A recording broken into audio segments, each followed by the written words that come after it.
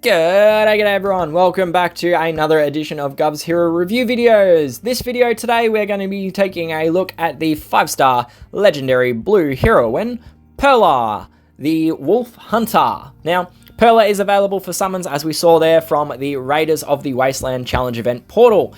This one is one that comes around roughly every 16 or so weeks. It's on a 4-weekly time slot and the event rotation, but it does alternate with 3 other challenge events. So you've got 4 events, 4 weekly appearances, so 16 weekly event. Perla herself, she's been around for quite a while now. She was introduced during the OG Raiders event back in April 2020. The family then was pretty well untouched until July 2022, when SGG started adding in some new heroes or updating the existing challenge event portals in July 2022. We then saw the family expanded one more time in July 2023, or June 2023 rather, when Inferno was added to the game. So a bit of a varied history, but yeah, Pearl is one of the oldest that was put in this portal as well. So the portal odds themselves, these are the same odds that we see with every challenge event. So we come in with a 1% chance for the featured event hero or a 0.6% chance for an unfeatured event hero. So to put this into perspective, if you were to do 100 summons in this portal, you would have an 80% chance of getting any of the event heroes across either featured or unfeatured. 80% chance. If you were to start drilling down into the subcategories, there was a 63.5% probability, or 63.4% probability rather, of gaining one of the 2 featured event heroes, and a 45.2% probability of getting one of the unfeatured heroes. To drill down even further, if you're going after a specific hero, such as Perla, if she was a specific featured hero, you have just a 39.4% probability of getting that specific featured hero, and just a 13.9% probability of gaining a specific unfeatured hero, with that final number as well going to decay further if more heroes get added to the pool in the future. So yeah, let's jump across and we can take a look at Perla's artwork real quick. So there she is in all her glory. So she is the Wolf Hunter. Obviously her preference is to do it using traps. So we got those, I think they're typically like, what do they call them? Bear traps or something like that. But essentially they're a pressure activated one. So there's a pad in the middle. Once they're set, it's got a spring loaded. The pad, when it's depressed, it releases the spring and the traps go wham! And shut in a hurry, and usually they trap the leg there. If not, most of the time they like break the leg as well, and then yeah, keep the poor animal trapped there. They're a little bit inhumane. I think most places have sort of started frowning upon them a bit because they do leave the animal in quite a bit of pain. But anyway, that's beside the point. That's some of my it's poor animal tendencies coming through. So, but that's her artwork. Yeah, we've got the fur skin lined coat and boots as well. Even though she's got a rugged jacket on, she's got holes in her pants. I can't imagine that's too conducive to staying warm. But anyway, that's her artwork. Feel free to pause it if you wish. But otherwise, we're going to jump back across and take a bit more of a look in her skill and her card. So Perla is, as is the case with all these heroes, a member of the Raiders family, which means that she has a 10% inherent chance to trigger the Radiation Storm effect whenever she casts her special skill. The Radiation Storm will give 285 healing to all allies over 3 turns and cause 198 poison damage to all enemies over 3 turns. So there's also a stat bonus you can see there. So we get a plus 2, 4, 6 or 8% attack bonus for having 2, 3, 4 or 5 unique Raiders family members in your battle. So 2 things to note there. Number 1, the Radiation Storm does not require multiple heroes to be present. It's inherent to every single Raiders hero that you have in your roster. You bring one along, you've got a 10% chance every time they cast their skill to trigger that effect. The second thing to note is that the stat bonus does have to be unique heroes. So it can't be triggered by 2 copies of Perla. It's got to be 2 different heroes, like combining Perla with Inferno or with Brock as 2 different examples. On her personal side of things, Perla comes in with 621 attack, 777 defense, and 1,383 HP. So the skewing here, it is mostly going from that attack stat towards the defense stat. The HP is pretty much unchanged. There's no real impact there. So we do see a skewing going from attack to defense, which is, I'd say it's a little bit disappointing and it misses the mark a bit, given that she is a minion generating hero. I would have thought that what we'd want to see is we'd want to see a lot of skewing going from that attack stat and even some of the defense stat across onto the HP stat, because more HP equals more minions health, so to speak. So that's a little bit of a mischance for me. The other thing to note while we're here is the power. So she comes in with 683 power. This is a bit reduced compared to someone like Topaz, who comes in with 742. Now, power is ultimately just a representation of a hero's base stats. So more power means there's more stats to distribute amongst the 3 bonuses, so to speak. So yeah, 683 is a bit reduced compared to some of the more modern heroes in the game. And that's what we call power creep at the end of the day. Moving on from that, we can have a look at a charge speed. So it is set to 50 speed, which is average, and requires 10 tiles to charge or 5 ghosted tiles. Now, 50 is just inside that 10 tile bracket. So to get the speed break, you've got to get all the way up to speed 58, which is a +8 speed improvement. Fortunately, blue has 2 options that can get you there. You've got the Ice Breath Saw or the Regalizer Magnum. Both of them are 5-star guns, which give a +9 speed improvement. The double break itself isn't until speed 65, not possible because that needs you to get a +15 improvement. So yeah, there's no real relevance as a result to the speed node on her class emblem tree. The only relevance is if you're using an unleveled speed gun, right? And in that case, plus the 4% charge generation node will speed break a +5, +6, or +7 speed gun. But ultimately, at the end of the day, if you've got a +9 speed gun, you don't need the 4% charge node at all. So blue is also in a nice position where you can get either a weapon of the month, which is the Ice Breath Saw, or a vanilla gun, which is the Regalizer Magnum, and either of those will speed break Perla.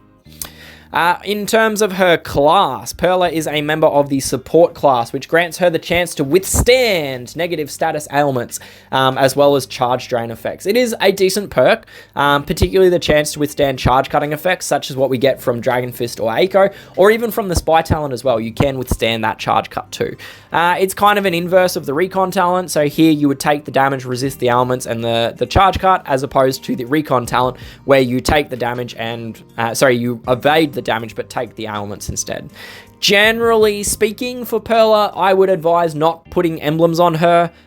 There was a time when she was maybe worthwhile, but I think she has slipped quite a long way with the addition of more recent blue heroes and blue healers who are in the game at the moment.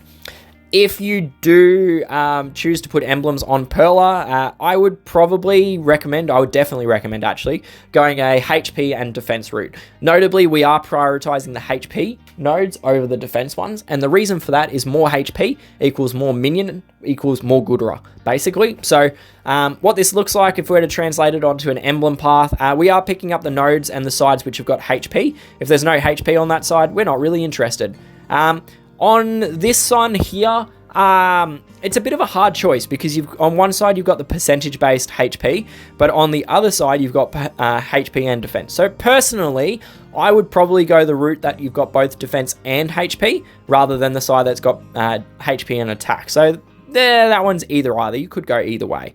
But after that, we are just following the route that's got HP on it and finishing up down there at +18. There is no need to go to 19 or 20 as we discussed earlier. Neither of those are actually going to help Perla in any way, so I'd stop at +18. Although, as I said, I probably wouldn't put emblems on Perla anymore. As you can see, I have not done in my own roster. So that's what I would do in terms of an emblem path. We're following the HP route, whole way down, and just picking up each of the nodes that's got HP on it. So pause it if you wish, otherwise let's jump back across and we can take a look at the rest of her skill. So her skill itself is titled Trap Chomp, and at level 10 skill and 50 charge speed, it will summon a trap minion for all allies. This minion has 13% HP and 20% attack inherited from Perla's stats.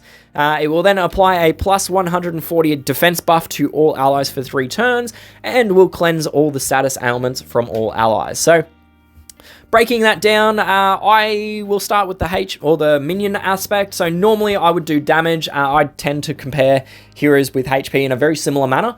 So how I do it is I take the healing that they do, multiply it out by the range, and then divide it by the number of tiles to charge their skill. So in the case of Perla, what we can see is that she's got a HP stat of 1,383, and her minion comes in with 13% HP. So that results in a minion of 179 HP, and we're doing that to 5 allies and dividing it by the 10 tiles to charge her, and that comes out as a heal per tile of just 89. Yeah, so not great. It's also per sorry, 89, yeah, is all she gets. So it's not great. As we see, it comes in at number 10 of the 12 blue healers and pseudo healers in the game. If we were to expand that list out and have a look at every single pseudo and direct healer in the game, she's 36 of 54 options. So not great at the end of the day. Quite simply, her minion just isn't chunky enough. Not to be the standalone effect that's providing healing or pseudo healing that she gives. If you look at the other minion making heroes that you've got in the game, you've got ones like Booster, Venus, Pulse, Booster, Venus, and Pulse. All of them create a minion, but they also do a direct heal as well. So it gives them more than just the minion. So yes, their minions aren't really any better. In a lot of cases, in some cases, they're worse. But because they've got that direct heal, it effectively doubles or 50% like their healing that they're doing. So for Perla, her minion just doesn't cut the mustard at the end of the day, because you look at some of those other really great minion makers as well. They all have a really great effect linked to their minion's existence. So you've got ones like Venus and Nima. They do a healing per turn per minion. You've got ones like Booster and Pulse. They do a charge per minion per turn.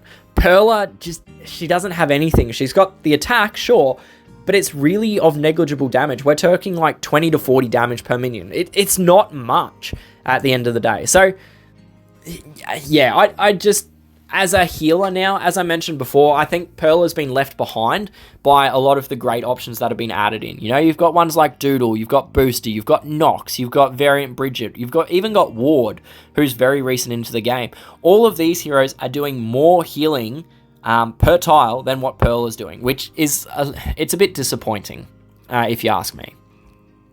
If we were to strip out the healers and just look at Perla as a minion maker, we can see here she is improved, right? She comes in as number 6 of the 18 minion makers in the game, right? We're still getting beaten out by ones like Pulse and Venus. They've got a better HP percentage. We can see them at 15 and 16%. Perla, on the other hand, she comes in with 13% HP and 20% attack. So not great in that regard, which is a bit disappointing, that even when you strip the healing off some of those heroes, they don't get any better, really. Like, Perla doesn't become better than them at the end of the day. And we're also looking at the fact that Perla's got a better speed than heroes like Mothor and Pulse, but her minion just still isn't catching up to them.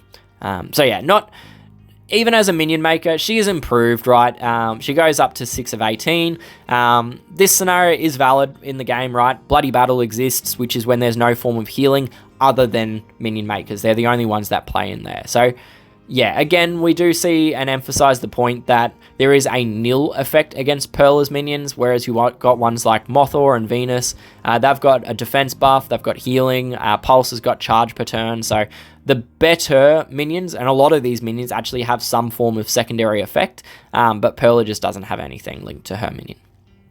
So moving on from the minion and the healing, we can take a look at the defense buff. So all allies get plus 140 defense for 3 turns. Now, it's a static buff straight off the bat, which is unfortunate. This means it will not scale with emblems, it won't scale with power creep, it won't scale with weapons. It will only and always be 140. 140 itself for 3 turns. It's on the lower end of the static defense buffs. We've got some which are giving plus 180. Others are giving 100, so it's kind of in the middle, but I'd say it's one of the worser options. If we're going to try to convert it to a percentage, it is difficult, all right, because it does depend on what the hero's base defense stat is that we're looking at. So if you look at Perla on her own, just as a hero, plus 140 is an 18% buff on her base defense stat of 777. If you add a weapon to her, so we give her a 5-star weapon, that number goes up by roughly 200. So it drops from an 18% buff to a 14% buff. So you can see what I'm saying with it doesn't scale well with the addition of emblems and weapons and that sort of thing. If we look more generally speaking, the average 5-star hero has 706 defense, so it's a 20% improvement for them. And the 10 most recent Neon City heroes have an average defense stat of 756. So again, it's an 18.5% defense improvement there. Now, those two are both just looking at the hero cards, no weapons included. So those numbers will drop off. So all of those options, though, they are dramatically worse than the standard percentage-based defense buff. So the standard defense buff that's percentage-based is plus 44% defense. The best scenario that we've found for Perla here is a 20% improvement on the average one. So it just drops off. It's lackluster. And this is the case for all static defense buffs, right? Every static buff in the game is effectively, it's null and voided, or it's diminished by the presence of percentage-based buffs in the game. The other thing I normally like to do with defense buffs is I try to quantify how much of a damage reduction occurs under the defense buff, but because it's static, again, it largely depends on what the hero's base defense stat is as to how much of a percent improvement there is. So if we do take the case of Perla, she's got her defense stat, she's equipped with a 5-star attack, 5-star gun. Her defense is improved, as we said, by 14%. What that corresponds to is a 27% damage reduction. So we do see a good amount of damage reduction even with the static defense buff, but a comparative hero with a 44% defense buff will get a 63% damage reduction. So yeah, it's good, don't get me wrong, 27% is very much better than 0%, but it's not as good as a 63% damage reduction at the end of the day. The final part of her skill, which is the cleanse. So it clears status ailments from all allies. So it's a nice little extra effect. I really genuinely like it when healers have either a cleanse or a debuff as part of their skill. It just gives them a lot more strategic value in your teams beyond them just being there as a healer. In the case of Perla, the cleanse, it will remove ailments from all allies, excepting ones that say this effect cannot be cleared. So we're talking DOTs, stat debuffs, charge modifiers, all of that sort of thing. If it's an ailment, it will be removed as part of this effect. The other thing is that it doesn't affect stacks. So things like the Rock Band hero passives, those are not removed as part of, they're not classed as ailments. I will point out as well that, yes, it is a nice effect on Perla, but Blue does have a couple great options available that are also cleansers. You've got Doodle, Anastasia, Bridget, Pavati, some of these guys, they're better healers, and they have a cleanse as well. So there are options and alternatives to Perla, even just in the blue sphere, which is, I mean, what it is. So overall, Perla is what I would call a lackluster or subpar hero. Unfortunately, her minion at the end of the day, it just isn't chunky enough or having enough of an effect to really make it the primary ability of her special skill. All right? All of the great minion makers either have a direct heal attached to the skill, or they have a killer minion effect. And in a lot of cases, we actually see them having both, as we see with Pulse and Venus. At the end of the day, Perla just doesn't have it. She doesn't cut the mustard there.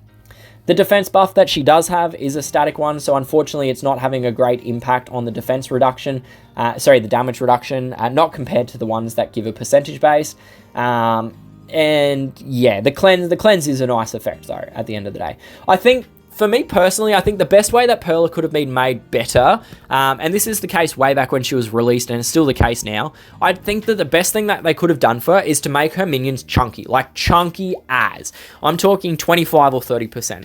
And that would just give them a lot more usability and validity as being a pseudo heal and part of her skill as the primary ability. I would also love to have seen some kind of secondary effect coupled onto the minions, possibly like something like wound or bleed, because this would, I mean, it fits in with their theme. They are chomp chomp trap minions essentially, so they damage and bleed and rend the enemy. So why shouldn't they have bleed? But as it stands, as Perla is right now, I just don't see her as being a great hero, unfortunately. So for her grading, I'm going to give her a C+ for war and raid attacks. I think this is probably a bit generous. She could have been graded worse, but I'm going to leave her at a C+ there. On the war machines, I'm going to give her a D grade. There's no use for her on a war machine. And similarly, on eventing, I'm going to give her a D-. She actually doesn't affect the scoring in any way because the scoring is based on health, and minions don't count towards that health bonus in any way. For the war and raid defenses, I'm going to give her a C-. She's not a defensive hero, even though she's got defensive stats. There's nothing in her skills that's going to make her an impactful hero. If you do have to put her in, flank is probably her best spot, but she's not going to be a good option there at all. On the tournament settings, so Bloody Battle, she does get an improvement here because there are only a limited number of minion makers, and she does have some of the better minions running around in terms of their straight up health per tile. So I'm going to give her a B grade for Bloody Battle attack and a C+ for Bloody Battle defense. On the buff boosters, again, I don't like her as a buff booster hero, so a C+ for attack and a C- for defense. And finally, on the charge tournament, she does get a speed improvement, but she's still not a great hero, so I'm going to give her a C+ for charge tournament attack and a C grade for charge tournament defense.